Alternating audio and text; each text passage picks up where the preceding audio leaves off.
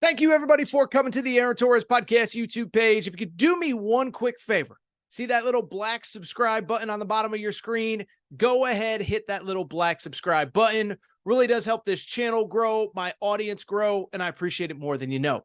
Also, quick thank you to our presenting sponsor, Betfred Sportsbook and the Betfred Sportsbook app. Bet $50 on any game. Get up to $1,111 in free bets courtesy of the Betfred Sportsbook. Thank you again. Now, here's the video that you came here for. And this is a fascinating one. Texas A&M at Miami, Saturday, Hard Rock Stadium in Miami.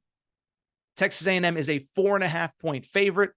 The over-under in this game is set at 51.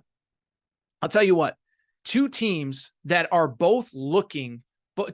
entered the year both looking for positive momentum. Two teams both coming off 5-7 seasons. Two teams that admittedly played inferior competition on week one, but both looked really, really, really good. Texas A&M, listen, I know it was only New Mexico, but game one of the Bobby Petrino era, I think it has to be considered a success.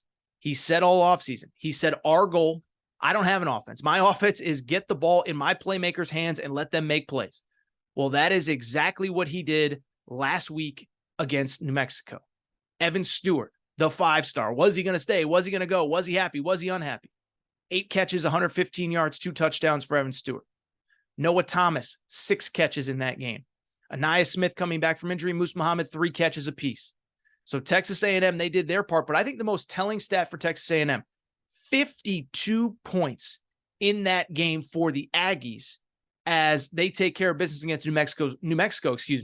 And I know what everyone say, oh, it's New Mexico. Who cares? Well, here's the stat that you need to know. Texas A&M last year, they didn't score 40 points in a single game last year. A single game. Put up 31 in an ugly win against Sam Houston in week 1. 13 against App State in week 2, the game that basically melted down the internet. Put up 52 in week 1. That is a pretty solid opening performance for Bobby Petrino. And again, I get it. Everyone's going to say it. We haven't seen what is it like, what happens in the fire in a big moment between him and Jimbo Fisher. What happens? We'll see maybe this weekend. From the Miami perspective, I thought it was much the same, right? So Texas A&M, it was about getting the ball to playmakers. For Miami, remember Mario Cristobal, former offensive line coach, former offensive lineman. His goal is to control the line of scrimmage, beat people up. They prioritize the offensive line in both recruiting and the transfer portal. Added Javion Cohen, the starting guard from Alabama, to their offensive line. Added Matt Lee, an all-conference center from Central Florida. Added Francis Mauigoa, I believe is how you pronounce his name, 5-star, top 10 prospect. They wanted to reestablish the line of scrimmage, and that is exactly what they did last Friday night against Miami of Ohio. Again, get that it's Miami of Ohio. Get that you don't want to make too many sweeping takeaways from that game. But if you want to control the line of scrimmage and prove that you are big and bad up front, well, guess what? This was a heck of a way to do it. 250 yards rushing, 7 yards per carry. Henry Parrish Jr., 9 carries for 90 yards in that game. Mark Fletcher, a true freshman, 9 carries, 76 yards with a touchdown. What's interesting about this one, as we start talking about the game itself, in theory, these two teams are actually their strengths are going up against the other team's weakness. And what do I mean by that? Well, Miami last year, if you know anything about Miami, they really struggled in a lot of different categories, but they were especially bad against the pass. Remember, what did Texas A&M want to do? Texas A&M, get the ball in the hands of your playmakers. Well, last year, Miami, 233 yards per game allowed passing. That was 79th in the country. Overall, 64th nationally in total defense. And then from the Miami perspective, this to me is very interesting. Texas A&M a year ago was very bad against the run, was very bad against any physicality up front. 122nd nationally, giving up 208 yards per game rushing. And so I look at this game, and on the one hand, I could believe it or not, and we haven't said this very often about many Texas A&M games, I could see it going over. I could see both teams trying to do what they want to do and establish what they want to establish. A&M getting the ball to their playmakers, Miami running between the tackles. And I could see both of them having success. But the reality is I don't see both teams having success. And here is my pick for this game. I actually like Texas A&M to win outright and Texas A&M to cover. And again, I know, oh, Torres, he just loves Texas A&M. No.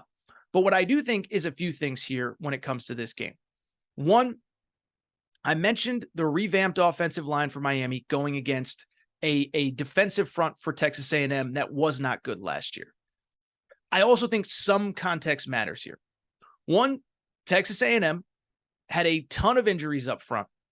And Texas A&M, by the way, had to play all of those young guys last year. And so I thought it was very interesting from my perspective watching the Texas A&M New Mexico game last Saturday. If you watch the game, Louis Riddick was the color commentator on that. Louis Riddick is awesome at what he does. I think he's one of the best NFL analysts or football analysts going. Again, he was the color commentator on that game. Why do I bring it up? He mentioned repeatedly, and I know it's New Mexico. I get it. How he mentioned repeatedly, though, how more put together and mature that young group along the defensive front was. Walter Nolan, if you watch that game, jumped off the page. Edgerrin Cooper at linebacker looked really good. Shamar Turner looked really good. A lot of guys, a lot of bodies. Damani Richardson at linebacker looked really good. A lot of guys flying around. In the secondary, Josh DeBerry looked really, really, really good. And I bring it up because I know that offensive line should be a strength for Miami. But I do wonder this. They say, the football experts say, offensive line is the most difficult place to get cohesion quickly. In other words, quarterbacks can kind of work with their wide receivers all summer and figure it out. But the offensive line, it takes time and it takes experience and it takes games together. Look at Colorado. Even Colorado last week, the offensive line wasn't very good, but Shedeur Sanders was so good at getting the ball out of his hands that didn't end up mattering. And so I look at this Miami offensive line. I think they can gel by the end of the year. I also think it's a big ask for them to be ready for this defensive front, this many bodies, this early in the season, even at home. Two, I'll also say this. I think that Miami isn't where Texas A&M is in terms of the quick fix rebuild. Now, to be clear, we know fixes can happen really quick in the portal era. Colorado this year, maybe Auburn, USC last year, LSU last year, TCU last year. But when I look at Miami, what stands out to me, last year they weren't even competitive, right? So Texas A&M, everybody crushes Texas A&M. They went 5-7. But here's the thing. Of their 7 losses, I think most people know the stat. 5 were by a touchdown or less for Texas A&M. Miami, 5 of their 7 losses were by double figures a year ago. And you look at who Miami beat in 2021, it was not pretty for the Miami Hurricanes.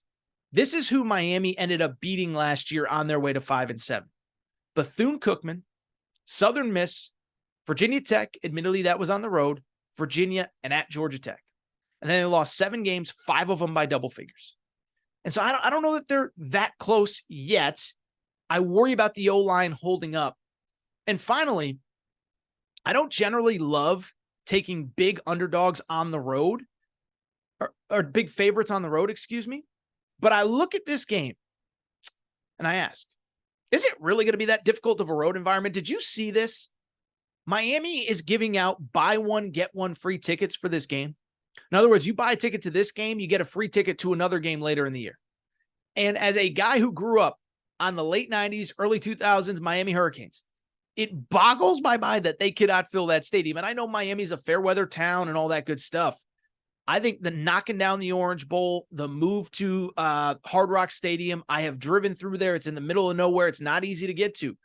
I think it hurts this team. And the buzz is Texas A&M is going to bring a lot of fans down there this weekend.